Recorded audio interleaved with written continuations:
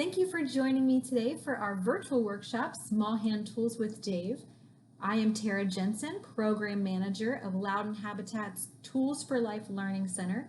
I am joined here today with Dave Metzger, our Loudoun Habitat for Humanity Construction Manager, and his lovely wife, Allison Metzger, who is also our board president. It is exciting to have them both here talking about small hand tools and the safety and how to use them. Today we'll cover the difference between household saws and how to use them, the difference between drills and how to use them, what useful tools to have while working on a project, that always comes in handy, and safety tips for using these tools. Dave and Allison, it's time for me to pass the mic over to you. Let's go ahead and start talking about saws that are around the house. Oh, the Sawzall.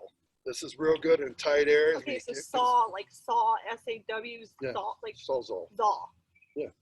Okay. Just like it says, S-A-W-Z-A-L-L. Zaw. Sawzall. This is real good in tight corners. And it's real good if you're like getting in floors and cutting in crawl spaces or stuff like that. This is an excellent tool to use. Once again, they do come battery packed, they do come corded. If you're gonna cut a lot with a Sawzall, I recommend getting a corded one. Another new saw that's come out. This is a multi-purpose saw. This is one of the new saws that come out. It is really nice to use. It has a bunch of various bits. You can sand with this. You can cut drywall with it. You can cut trim with it. You can do everything. But you know how whenever you're putting a new floor in, you got to just cut a little bit of the trim off. You can't get a saw in. This saw will get into that. It's a multi-purpose saw. It does a million things. Comes with different attachments. You can sand with this. Clean grout with this, cut PVC with this. You cut a lot of different material with this where you don't need a big saw. It gets in tighter areas. We use these a lot on our jobs when we're doing flooring. When you got to get that little cut piece out, this will get in there and cut. The only problem with this is it really wears the blades out. Okay, so can we see what those look like? Yep. These are all different shapes and sizes of blades. Right. Well, all the blades do different things. Some of the blades will be labeled for wood. Some of them will be labeled for metal. Some of them are labeled for grout. Like a perfect example right here, like say your shower grout, you got to dig out and re-grout. This is a little tool right there. It goes into the saw and it saves the grout out without having to remove the tile. That's an advantage of it. We should probably do that in the shower. This is also for like getting, when linoleum's on plywood, you get that little stuff down. This is a little scraper. This thing works really, really well. These saws get into little angles. They got them for wood. And when you see the combo of any bit that says wood and metal, that's not to be cutting like metal with. That's to cut wood that has nails in it. A lot of people think that they can grab a wood and metal blade and cut metal. That's not necessarily true. It's just made for nails. So that's a little discontinued, but they do have a metal blade for these things that cut really well. So that's basically the other saw that we have that we use a lot is called a slide miter saw. This is just a small version. They do come a lot larger with different things. Don't we call that a chop saw? Yeah. It's a miter. I like using this one because it's easy. This is nice. It'll cut your angles. It'll cut 45 degrees left and right. Angles, not the ankles. Angles. And then it has a tilt in the back to where you can chop whatever you need to do. This is great for trimming. I can also cut deck boards with this. This one we use at Habitat a lot because first of all, it's lightweight. Takes an inexpensive blade as opposed to a big chop saw, taking a $60, $70 blade. I can just go buy a skill saw blade for like $9. Do about the same thing. It does have a light in it that shows a line to cut, which is very nice if you don't cut a lot. This is a real nice handy saw. The reason that I like it is most of the chop saws are like 40 pounds. This thing only weighs about 8 pounds. But it's easy to transport on the job. Comes with a bag too, so you don't get as much dust coming in and out. All right, we've done most of the saws that I would say you would use in a normal day, everything. Now we get into the drills. There's different types of drills. You have what we call a torque drill, and you have what's called a regular drill. This has more torque. It's called torque because it has more torque than a regular drill does. A lot of people make a mistake and want to use these for like drywall and you end up running the screw through. These are real good for like decks. You got a lot of screwing to do. These things work really good on that. So the other one is more for like if you drilling. just For drill bits, drilling holes. taking a screw out of the wall. Well, you can use them both for that. But this just has a lot of torque. Whenever you hit this trigger, it takes off. You can gear this down. You can see the difference in the spinning. This ratio is 2 times higher than this. And everybody makes them. DeWalt makes them. Milwaukee makes them. Ryobi makes them. Everybody makes them. All of them are good to me. I haven't seen a bad product yet. Out of the new drills, they're all basically the same. It just depends on what your hand grip is, to what you like or what style.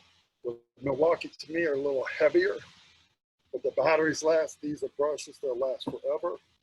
That's basically your drill. The other thing that I think everybody needs to learn how to use and to use a lot is levels. Levels come in all shapes, all sizes. You got a 2-foot level, that's great for framing up walls. You got a 4-foot. Now these read left and right and up and down. All the levels do the same. Then you get into, this is a floor level. If you're like doing a floor or something like that, it's a 6-foot level. And then you have what we use a lot, which is called a torpedo level. You use this for running plumbing, stuff like that, to make sure your grade's good and everything else. You can also check little spots that you're working in to make sure you're staying level.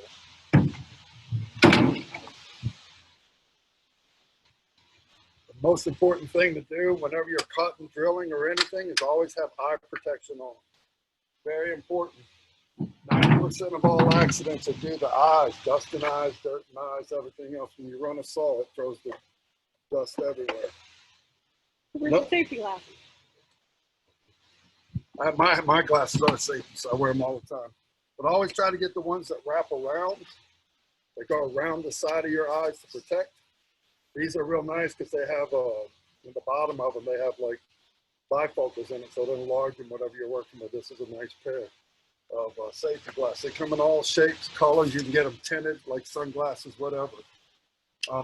Recommend never ever cut anything or do anything without that, without safety glasses on. Always, if you're doing a project, have a first aid kit. Back to the blades. For Sawzall, it's the same thing. They have wood, metal, they have all different blades. So make sure you read your blades on what you're doing. Another important tool to have around your house is a drywall saw. This is great for cutting drywall. You got to poke a hole.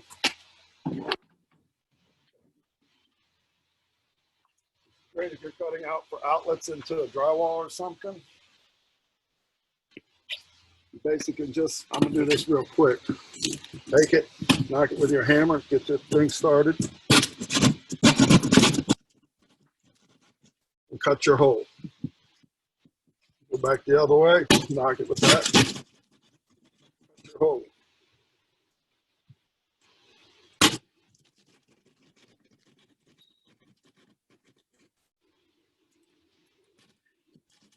There you go, there's your hole for an outlet done real quick.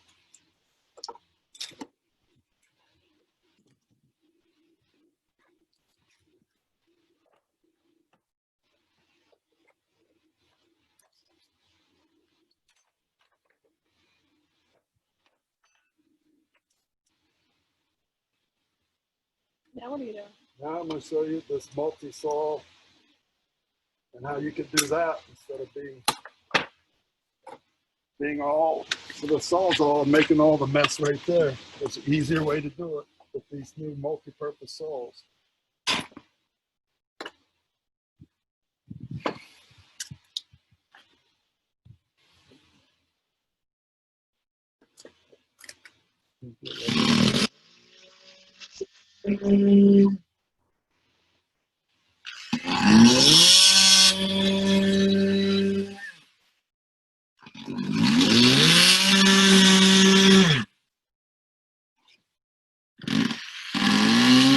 Sorry, I'm not left-handed.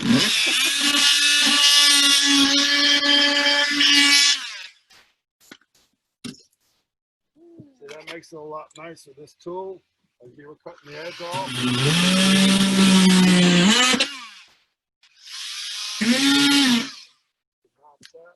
Another advantage of this tool is if you're doing PVC piping, you got to cut off a little piece of pipe.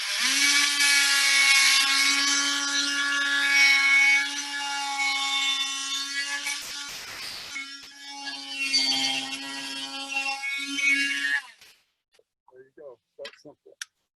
Simple. Okay. Another advantage of that little multi-purpose saw is, let's say you had to take and notch this piece out right here to butt into a wall. Instead of taking your big saw out,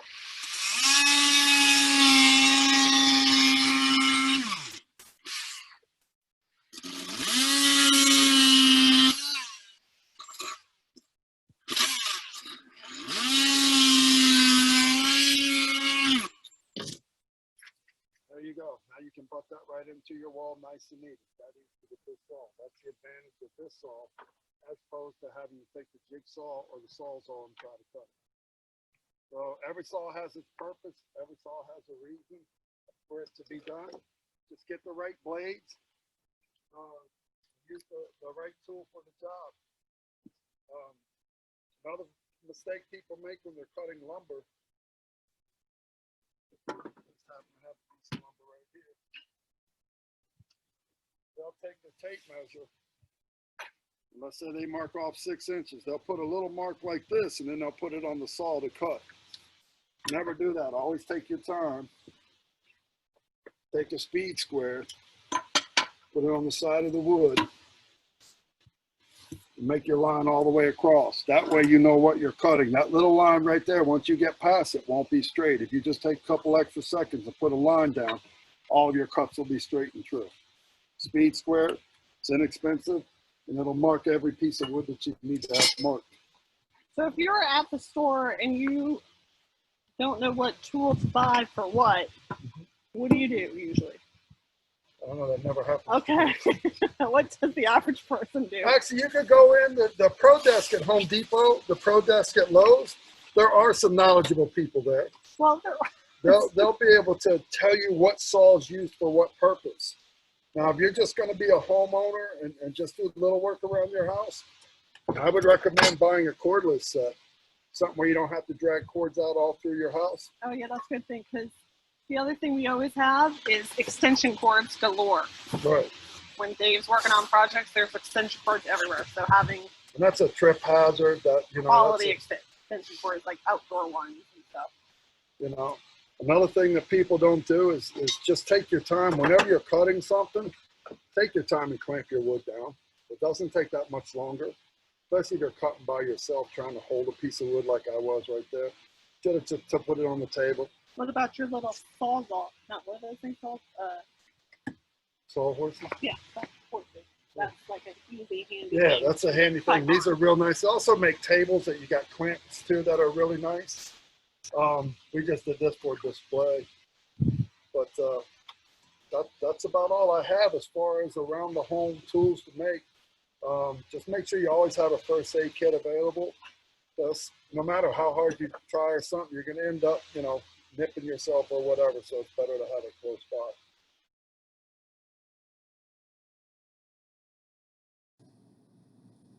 Dave and Allison, thank you so much for covering so much of this information.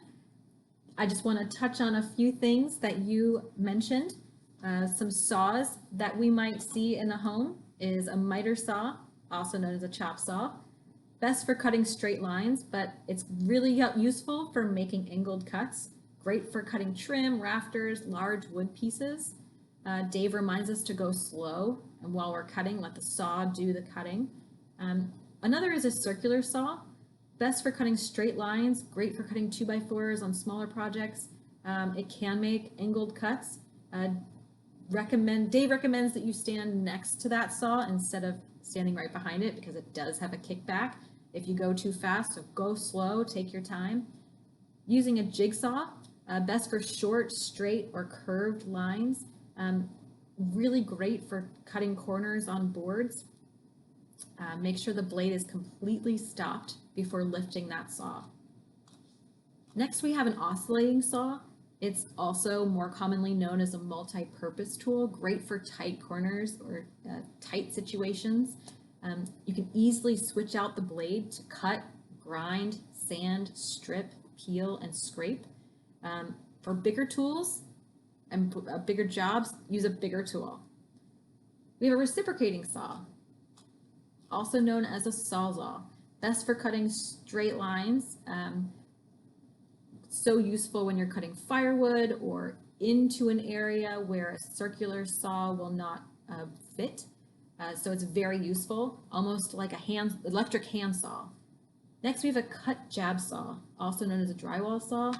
Very useful tool, but it is what it says. You jab into the wall, into the drywall, cut down, make those tight corners in the drywall, perfect for outlets or other holes you might need to make into the drywall.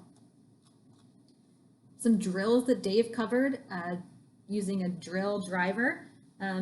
This driver is best for holes and driving in screws. You can switch out the bits from drills to drivers very easily, and Dave demonstrated that for us. Specialty bits do a variety of tasks. We can stir, paint, make pocket screws, cut large holes. We can even use it for a sanding tool. Hold the drill straight and use consistent force while you're holding it. The next is an impact drill. It's a little different than a driver. Has quite a bit of power and more torque for larger projects. You can use it to drill in deck screws, great for woodworking. Tip, don't push too hard or you'll drive the screw through the wall. So that's why it's best to use on wood products. A hammer drill, this is a specialty drill. It's used for rock, brick, concrete, and other masonry. So if you're drilling into, say, a stone wall or a brick wall, this is a great drill to have. Some other tools that are great to have around the house. I think Allison mentioned having extension cords, and that's such a great advice. Having extension cords, rags, safety glasses, a level first aid kit. There's other tools that are really useful to have around so you're not scrounging around. Really helps you to get your project done quickly and safely. And now I think it's time for some questions. So Tara, I can't see the questions online. It's a little too bright out for me to see the screen. Do the folks out there have any questions? Yeah, so we do have one question. Thank you so much, Dave, for showing us all of those tools. I know I've learned a little bit. So our first question is, I'm getting ready to buy my first home. What are some of the basic tools that I should purchase to have at my new home? I think you've covered a little bit of that, but Dave, if you were to suggest the first one, so if there's like the top 3 that every new homeowner should get, what would they be? I would go with a cordless combo set that has a saw and a drill kit in it. You can get them for like $200, like $199 for a permanent.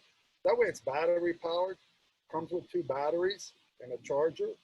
So they can basically not worry about dragging cords, not worry about anything else. The one thing that I did forget to say, Tara, I'm not cutting you off, is this little item right here is what every homeowner needs.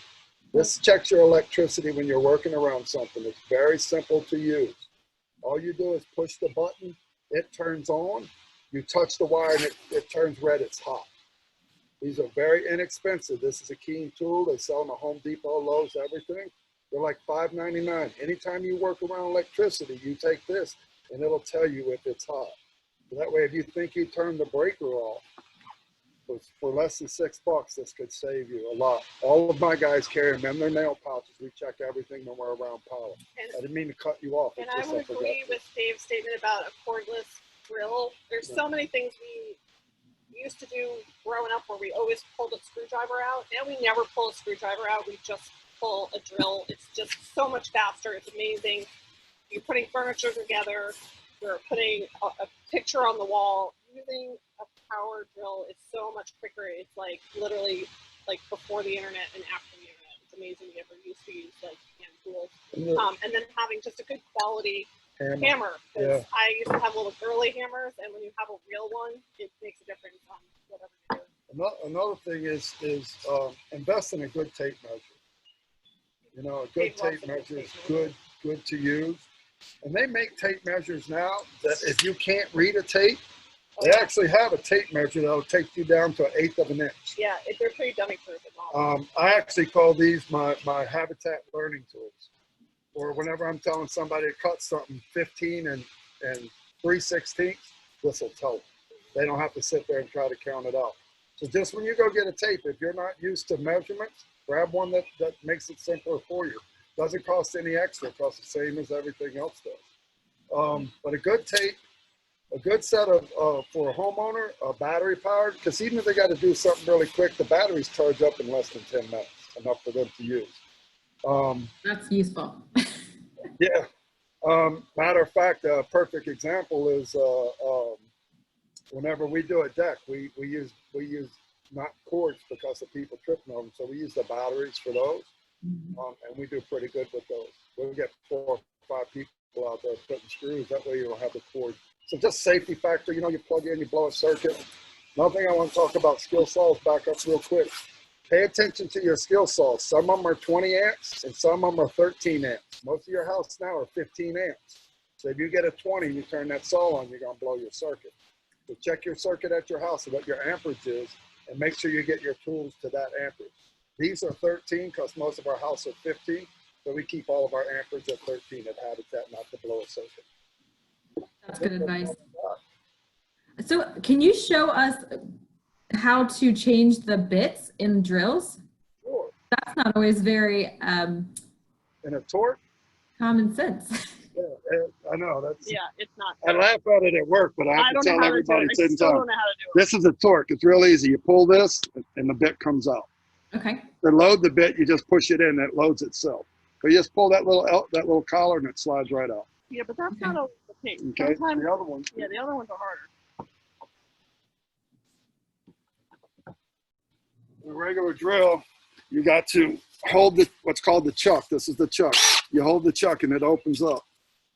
And then you basically just hold the chuck with your hand, and then hold the bit and tighten down to it.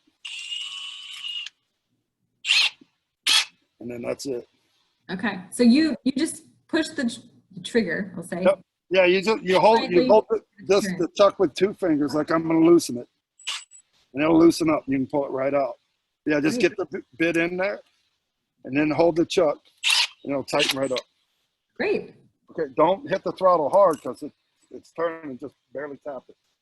All right? I think that one took me a little while to learn, so that one is as out there for everyone to learn that one. Thank you.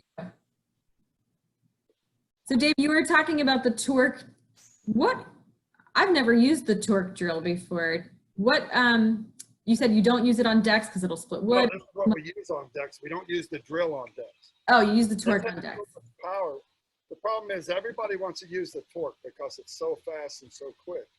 Well, it's great if you're doing decks, if you're screwing 2x4s together or something. Well, when you get into drywall, now you're sinking the screws so fast through the drywall that you're not getting your drywall hung properly. You know what I mean? So you got to watch what you do. You can turn these down. They do have a 1, 2, 3 power. A lot of people don't know that. But you can control the speed on these drills too. There are settings. You know, these are on the top where you can turn it to 14 to drill to whatever. But you can turn them down. But a lot of people want these torques. And they go to hang something on drywall and it just burns the screw through and then it doesn't hold. Especially when you're doing like exhaust fan covers where you got to screw them in on the side. If you do it too fast, you don't screw that up. Right. And so I do a lot of DIY projects, and I know that that's kind of a hot thing right now.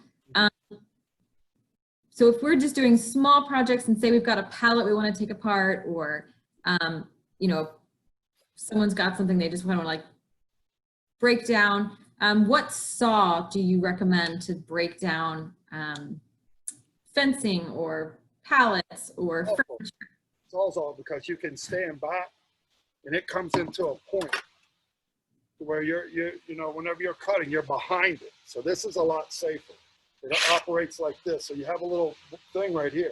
So just put it right on your pallet, cut your pallet up, and it keeps you a little bit farther away than trying to use a skill saw. This is a lot safer because the blade's pointed away from you, to where this one, if it catches, kicks back. If this catches, it just gets stuck. Right. I recommend on demolition, use Sawzall a lot. Okay. Do you have a little bit of control and finesse with that, or is it?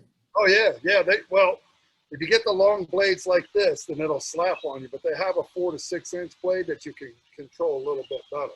Okay. So it all depends on what you're doing. But if you're for trimming trees, for debranching trees, or cutting trees down, or cutting firewood, this is awesome. And you got battery, you're not dragging a cord. Great. Excellent. Well, Dave, what are your top safety tips for us before we wrap up? Always wear safety glasses Mm-hmm. and hearing protection. Just because some of the equipment is high decibel, and slow down. Everybody, when they take a saw, they want to push a saw. Saw's only going to cut so fast. They do 6,000 RPMs. You pushing it slows it down. It won't cut well. Let your saw do its job. And that's what me and my crew leads all the time is slow down, take your time. Another thing when you're cutting with a sawzall is don't stand behind it, stand to the side of it. A lot of people want to get up here and push it in. Always stand to the side, because if it catches, it can go past you, not into you. And you cut where it's caught and jumped on you. So you just want to always be to the side when you're cutting with a sawzall.